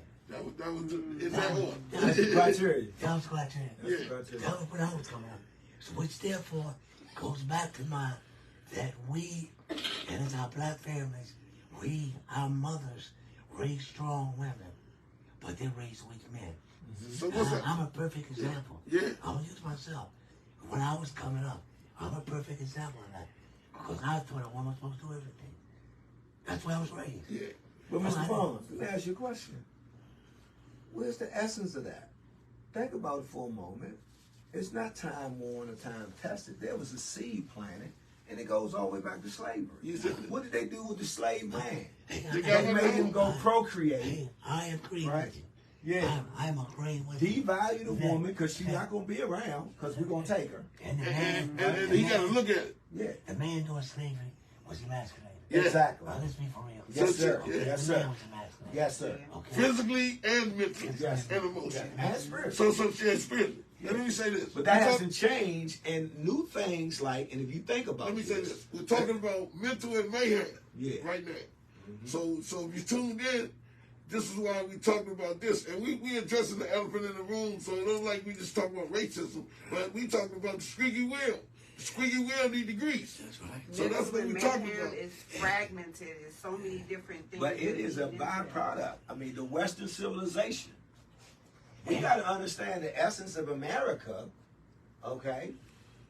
When you look at all of our laws, all of our systems, the basis for all of them, not only were criminal activity and criminal acts, a criminal can only teach how to be a criminal. Yeah. Okay? So if you really go back to the Nina, the Pinta, the Santa Maria, right, with Columbus, that was a criminal atrocity that happened in the Caribbeans. Yeah. They were slaughterers. When you look at the Pilgrims hitting Plymouth Rock, they were running from persecution. Let's get. We got us a caller here. Hello, caller. You on with Man and D Mirror? Who we got on the line? How are you? Excellent. Who we got on the line? Cookie. Hey, Cookie. Hey, Cookie. Talk to us, Cookie. So, can you give us some more insight on the solution? What do we do to educate people to, not be in the position of a single family home or to keep men in the home? What suggestion would you give to men? Come on, Bonds. That's Bonds right We're there. going to let Mr. Bonds roll with that one. Come on, Mr. Bonds. Okay. Solution. Okay. Well, one thing, and I can't say that my daughter paid me any attention, but one thing I try to teach my daughters was that your body. No, we can hear you, sweetheart. We're gonna let you. Yeah, we're gonna let Mr. Bonds answer your question. Can you hear Mr. Bonds? Okay. Yeah. It's all. Yeah, I got my other phone running in this phone. Okay. Go ahead, Go ahead, Bonds. Mr. Bonds. Speak up a little bit. That your body is your most valuable possession. If you had $1 million. Okay, hold on one second. Okay, go ahead, hang up, ma'am. I hear you listening in the background. We don't want to give you the double tone. So yeah, you can call back with your new question, but Mr. Bond's gonna address you. All right? Okay. Thanks for calling, man. In the mirror, dear. All right, go ahead, Mr. Bonds. Answer that question. If you met a man and you had $1 million in the bank, would you give him that $1 million tonight? Well, your body is your most valuable possession. Treat it as such. Conduct yourself as a lady. When I say a lady, with morals and values and principles. So they used to make us wait a long time, didn't they, Bonds? Back in the day, they used to make us wait a long time. God. Come on, man. Now But you what got happened, the though? whole line. But what happened? Well, Okay, go ahead. But let me finish. When you have a child and you're raising them with certain morals and values and principles, and you give a checklist to that child, or to the young lady, well, does he have a car? Yeah. Does he have a job? Yeah. Is it, it's so much now going on with physical appearance, and that gangsterism is cool. And there's so much of that going on right now. And as I said, the lady, the woman that's out, has to model herself as she wants her daughter to be. And then education. One of the quickest ways out of poverty to stop violence, the more educated you become, the less violence you are prone to be. Exactly. And the more your income level will increase. So education has to be a key component. Now I'm like, well, I'm not sitting here and say I'm a religious person, but one thing the churches did teach when I was growing up, they taught you values and principles. That's right. Now it's more about money now, but it was values and principles. Yeah. And these are things that we got to look at within our families if we want to change the outcome of our families in the future. Our young men, we have to raise our young men to be men, to turn out to respect. That's right. And treat a woman. A woman should be placed on a pedestal, and a woman should be treated as a lady. It's just like my mother. I try to treat every woman like I want somebody to treat my mother. Come on. That's the way I feel about women. And if we start doing those things, make sure our kids get educated and know what your kids are doing. When you look at your kids and you see who your kids hang out with, I guarantee you can tell you what kind of kids you got. That's right. Look at his friends. You are the company you keep. That's right. Look at his friends. And they will tell you what kind of, and that's what you need to do. We need to be on more top of things. Look in that chest of drawer. Yeah. That's your own. Yeah, that's right.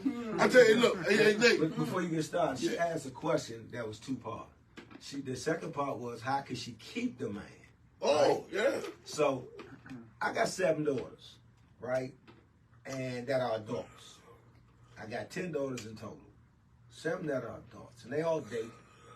They don't all date men. But they all date. But what I try to do in that quadrant of parenting was give them enough instructions early on so they have some self-worth, some self-dedication. Model myself after the man I wanted them to have, That's right? And thus, now, in their mates, I can see a piece of my behavior, right, from the positive side. But for those of us who find ourselves in relationships right now, the modeling is over. We're adults. We got to deal with what's in front of us. It takes one word. It takes courage to look in the mirror and tell yourself, this ain't for me. Yeah. And then do the necessary things That's to right, either man.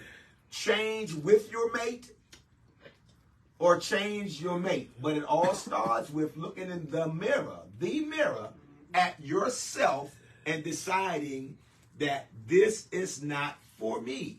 Because what we do is, as people in America, we've gotten, as Mr. Bond stated, we get so fiduciarily irresponsible that we believe that having objects and money is a seed for happiness. But we'll take uncomfortability and bad situations, and as long as you feeding me or keeping me socially connected, I'll allow this mistreatment and misuse. But I'm dying inside. Okay, So it takes courage to look in the mirror, like this show states. Let me cut in on this. Let me say this. You know, like the Nick said, I'd rather be clothed in humility than fine garments. And that's what I get from that. But when we have to be the examples if we want to make change. So, you know, she asked about how we going to make change, but how we going to change that. So we didn't have to be the examples. You know, I look at Rodney, we had a show. Me and my wife went over to dinner and Rodney's had the date night. It was wonderful. And that's a good example. So the media always talking about bad bitches and all this stuff. But we got examples like the man in the mirror. Nate, you got a podcast. Amy on the podcast. Rodney got people to people. And these are positive entities. You know what I'm saying? So we can push the envelope for the positive. We know what the problem is. We know. So they talk about solutions, and I think that's what she was talking about. What's the solution? Yeah, that's what Just look at herself. the solution is real simple, like I said, in the mirror. Yeah. But you got to have courage to make any change. Yeah. You have that pride. Change You got starts to- in the rhythm. Yeah, but you got to have the strength to move in a difficult time. But here's the Right. thing, Nate, you know this.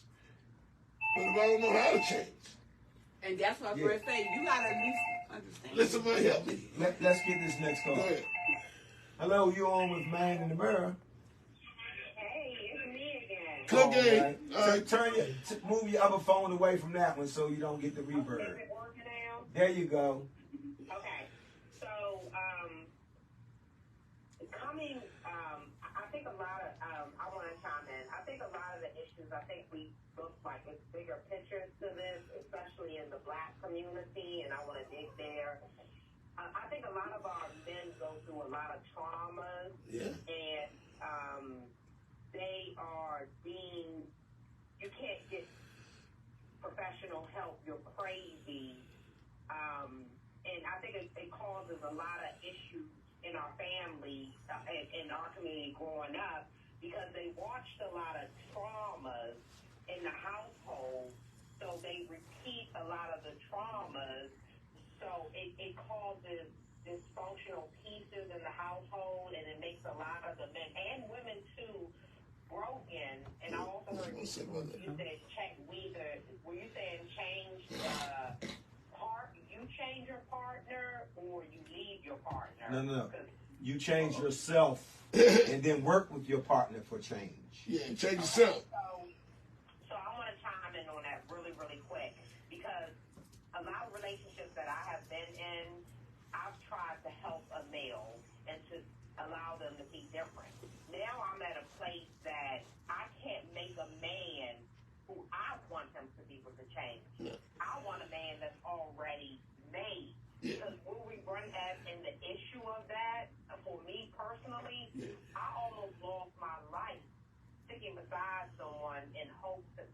change. Hey, Cookie. And it mentally messed me up. Yeah. It mentally messed me up, and I was mentally confused. Hey, And I Cookie. think that with a lot of my relationships is to try to help, encourage them, to put them on and say, hey, do these different business ventures. I came to the point that if a person is going to change, they know that they need to change. They're going to want that change.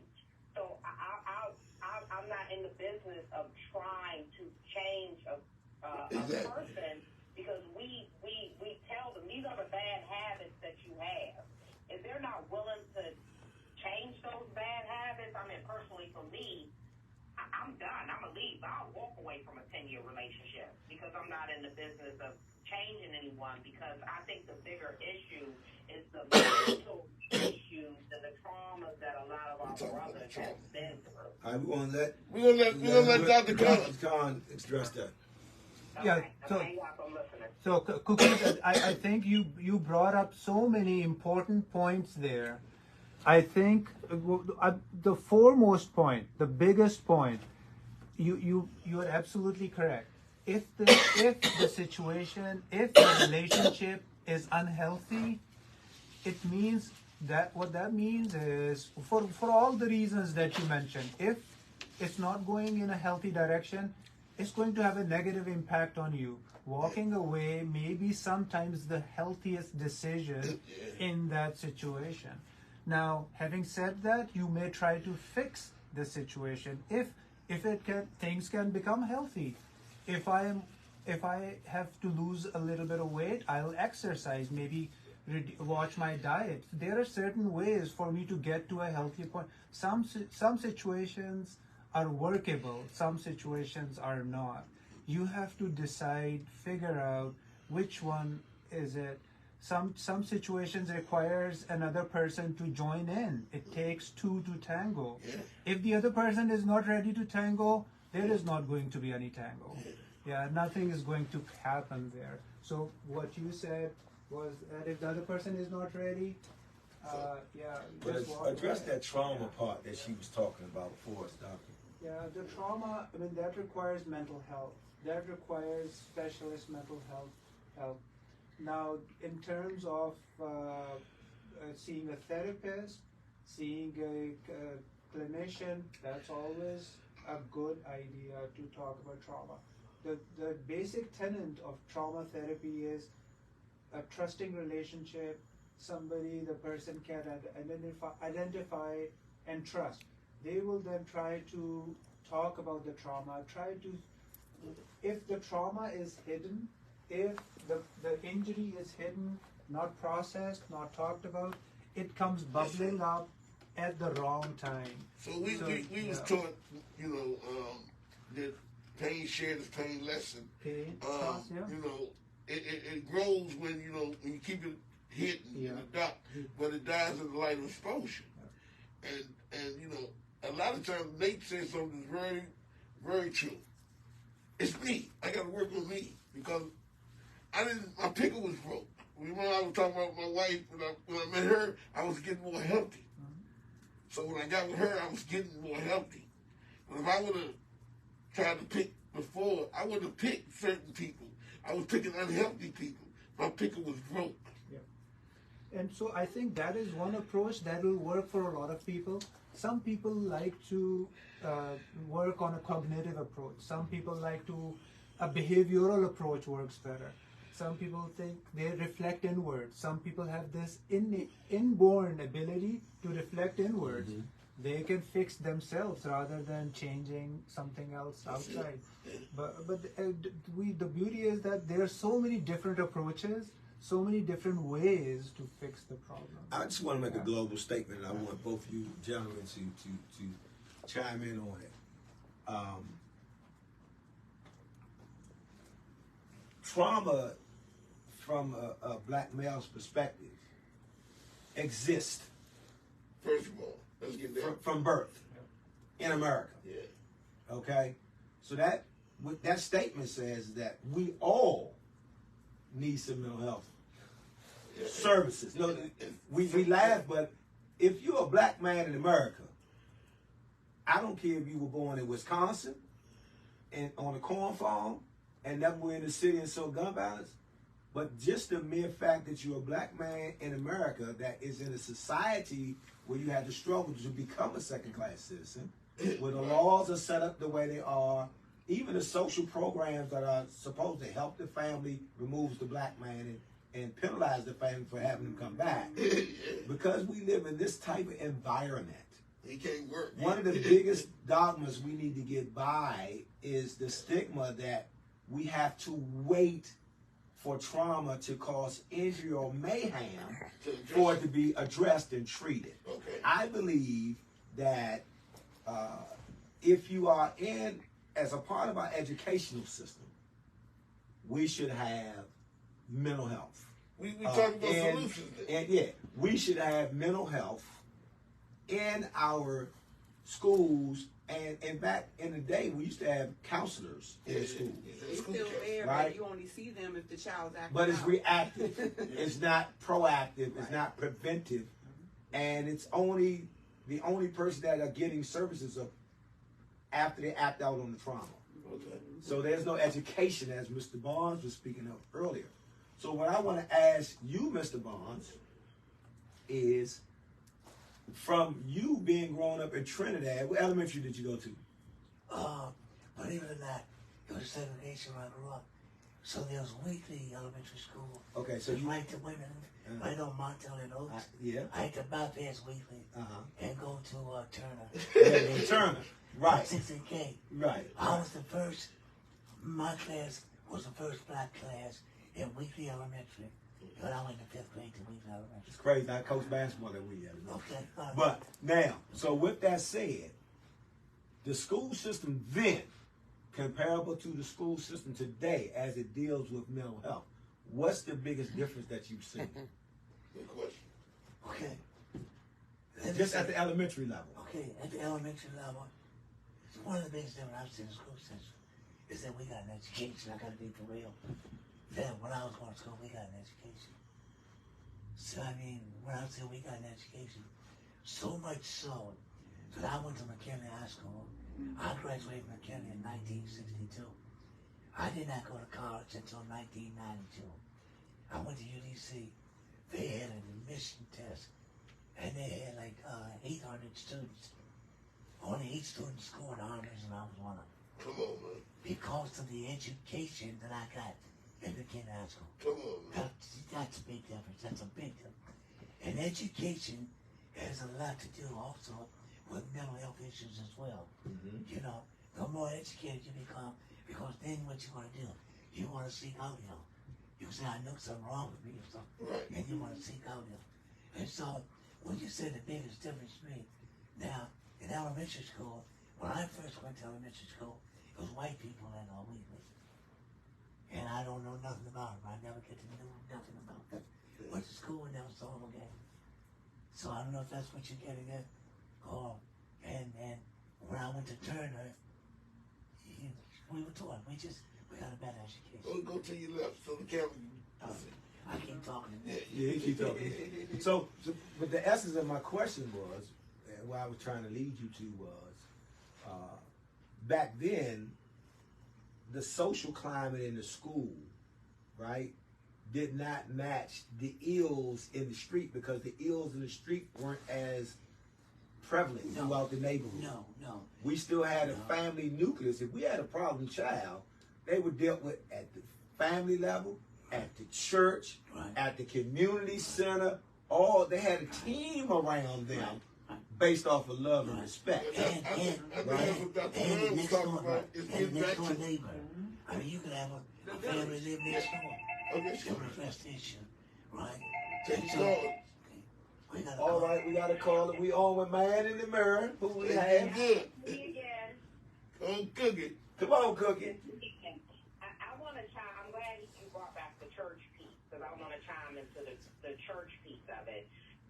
We were taught a lot of morals and respect. Mr. Barnes said. Right? Mm-hmm. But that's where a lot of drama came from with the church too.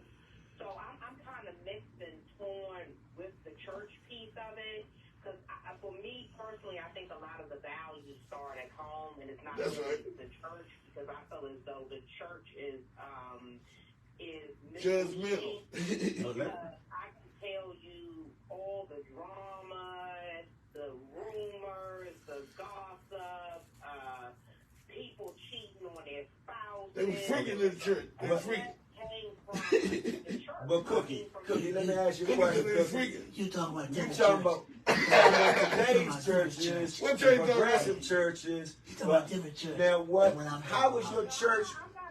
How was I'm not talking about today's church. how was your church She's talking about back in the day. back in the day? Was it the same or worse? They was getting hit in the pew. No. Cookies have seen it. Cookie saw it up. I was forced to go to church, See? and I've seen a lot of drama in church, and I've been to different churches, and you see it all the time. I choose not. I Google. I know my Bible.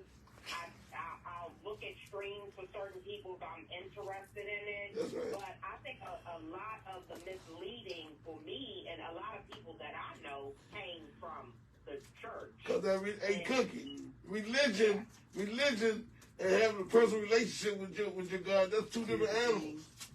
It's two different animals. But I think, My Mr. relationship is with God. Yeah, that's what I That's what I'm said. saying. My relationship is The with person's God. trying to lead you That's to what the I'm kingdom. saying, Cookie.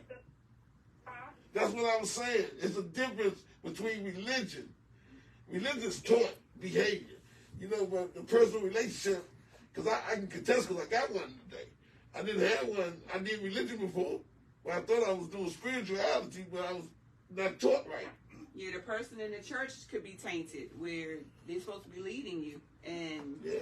Because they only know, They like don't know they any said generational stuff. They was taught by the, I'm going to tell y'all something. My grandmother, I come from Alexandria, Virginia. Every year they had a parade down on Washington Street. And I'm from Crossroads. Okay, what's up, homie?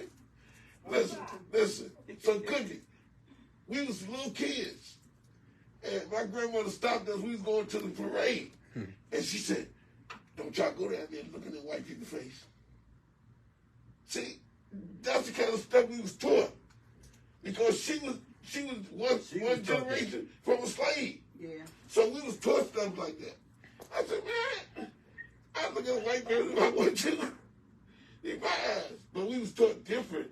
And we just buy into it.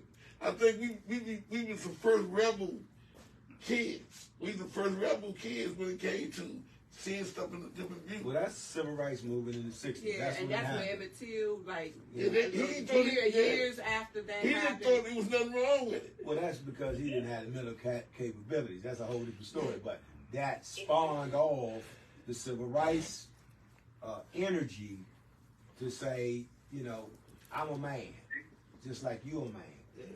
But Cookie, what I'm gonna say to you is, and as Mr. Barnes had alluded to earlier, when profit and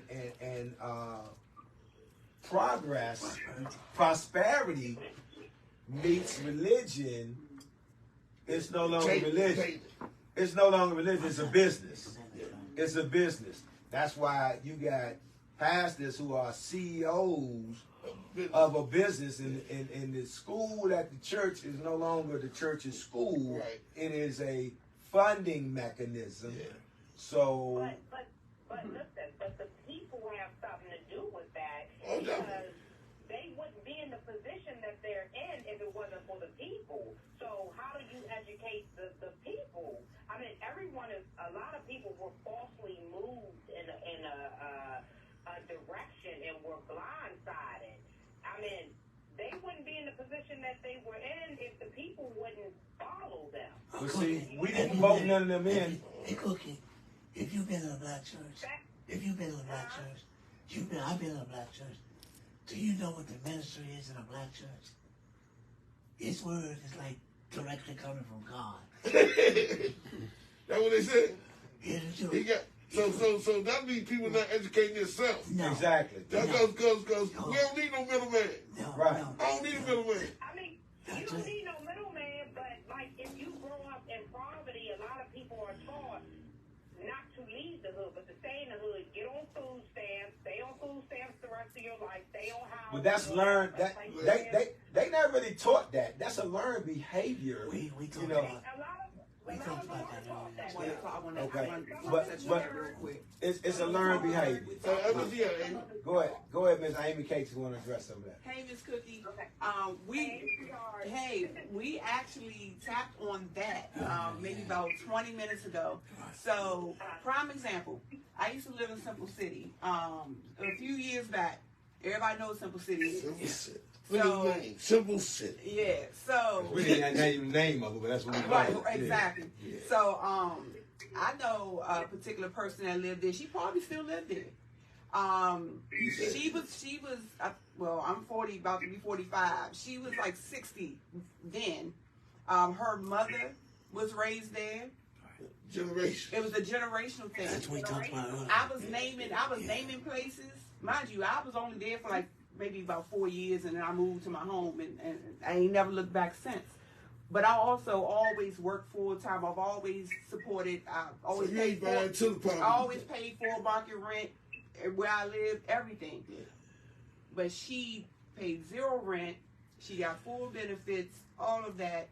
She didn't know what Forestville Mall was. Her quality of life was not quantity of life. No. Check this out. He said something though. Go ahead. Yeah, she didn't travel. She didn't.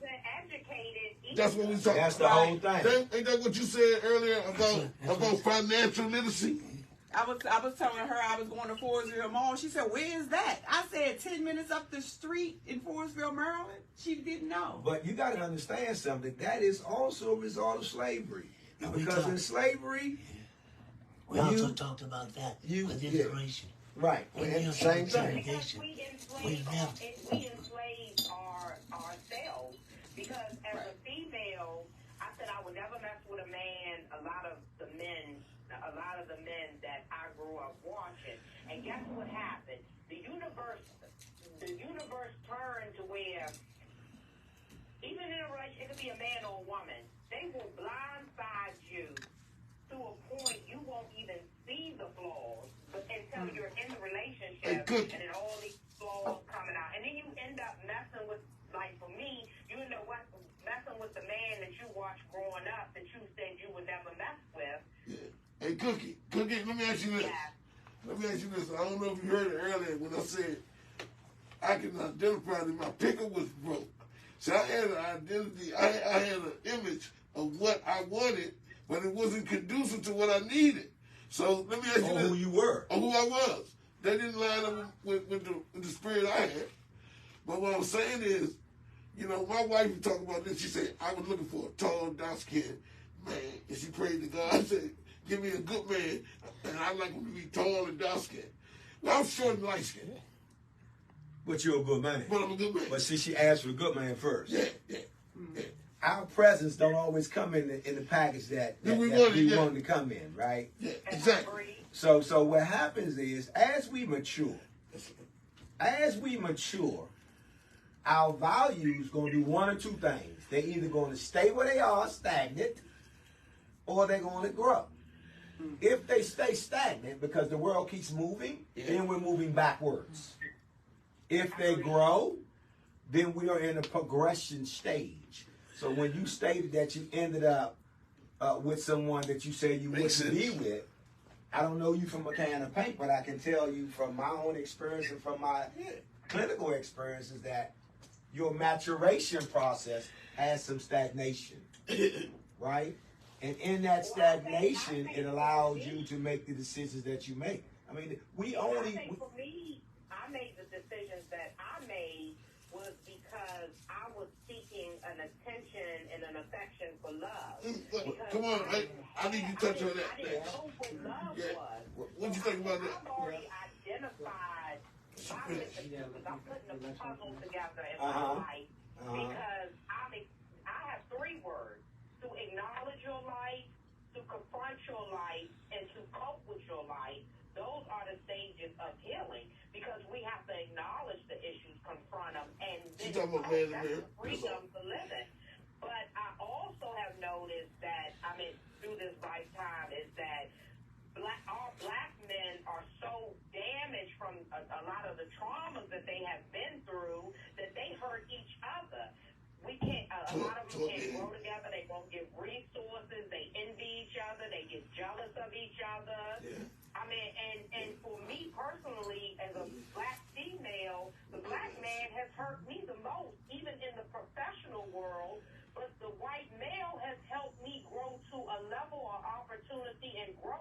did slavery too. That's the residue of slavery. Hey, it is. Go ahead.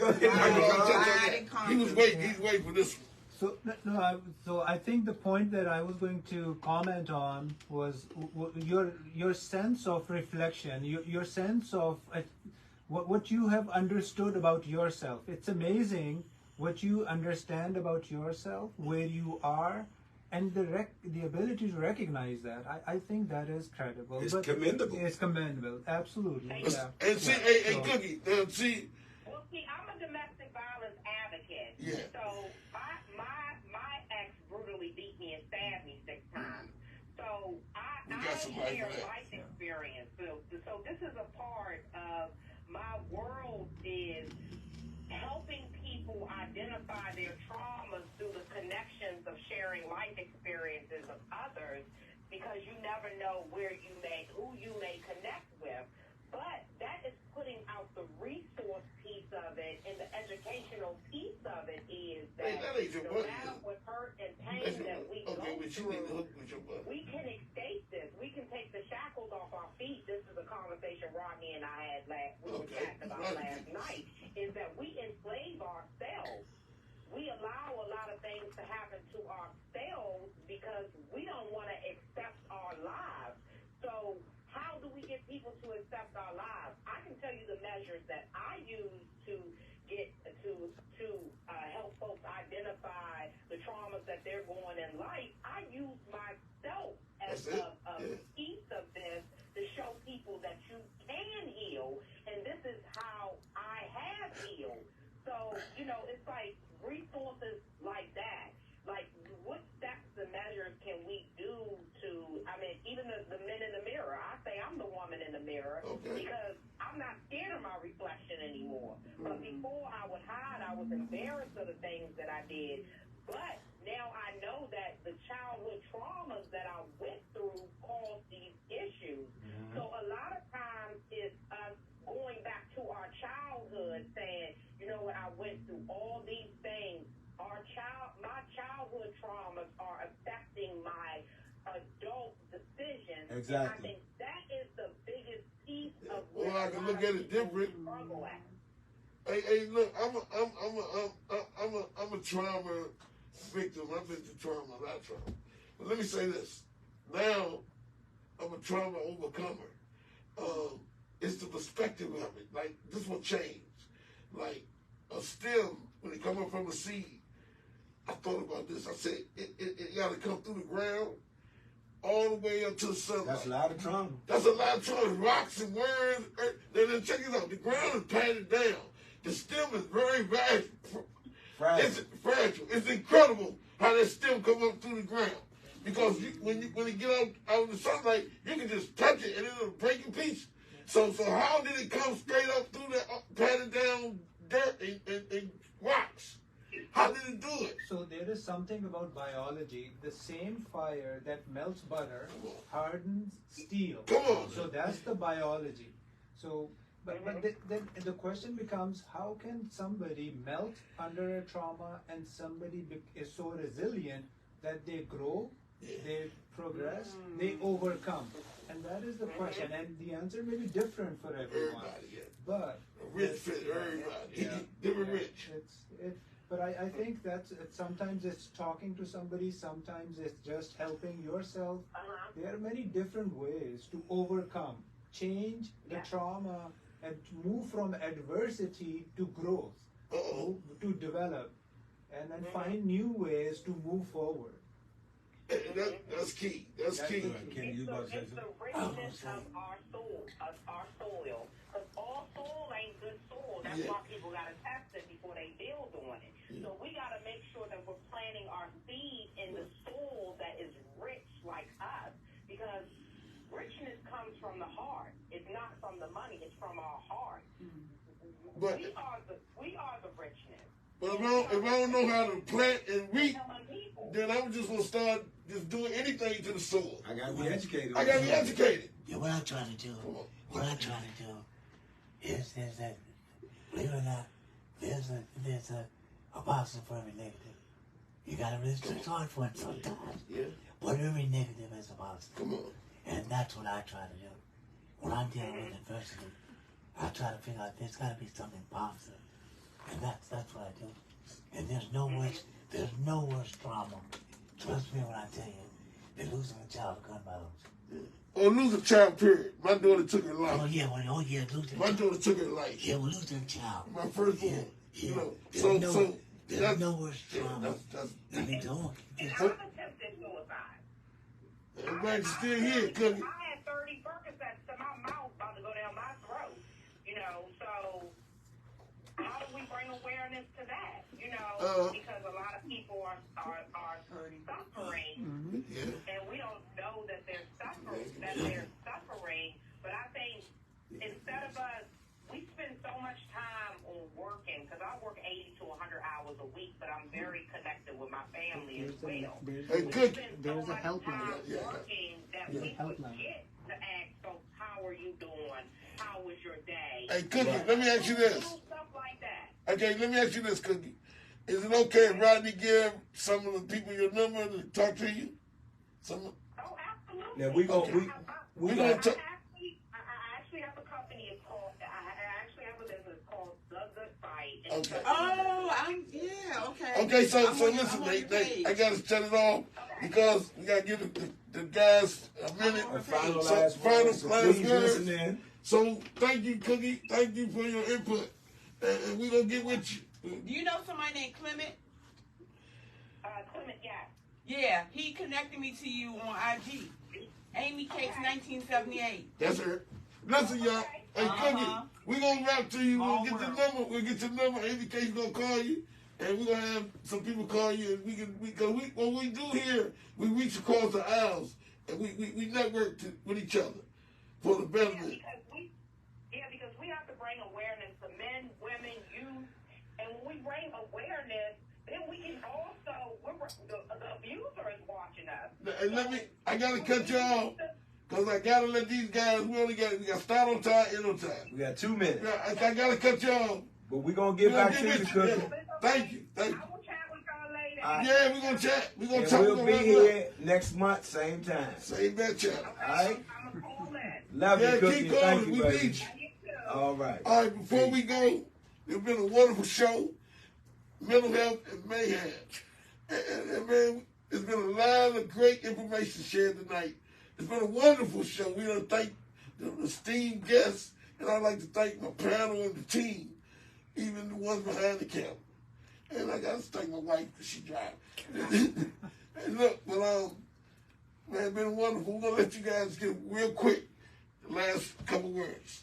So, I think if we look at, if I have to pick one solution, it's not maybe not the perfect solution. I think getting the kids to school and then finding, to address the trauma, having mental health professionals in school. That's the number one thing to do. If the kids don't get to school, what's the point of having a mental health professional? Come on. And that's where I rest my case. Real quick, Mr. Barnes, real quick. You know, I was thinking about you and I talking about how we said we didn't have the courage to commit suicide. Yeah, we did. We thought about it, but then that hard to do. Yeah, we had a... But what this program has been allowed, it's been a couple of things. It's been academic, but it's also been a lot of knowledge that you don't learn in books that we talked about tonight. And that's the biggest thing I think that we can get out of tonight. We had a little bit of everything tonight. And I thank you so much for having my good friend Dr. Khan and myself as guests. Okay, once again, we'll be back here. Tell them, Nate, we'll be back here. We'll be back here the last Thursday of January. Same bad time, same bad channel. Who 7 turn this? It'll be Miss Amycakes. No? Who is it? No, I had it last month. She Oh, had it's it last- yours. Oh, it's on me. It's on you. Okay, so be relevant. We'll be here and it'll be there. Okay? We look for you. And that's a wrap. And we want to thank everybody for tuning in. A wonderful show. Man, indeed, man. The show Show that matters.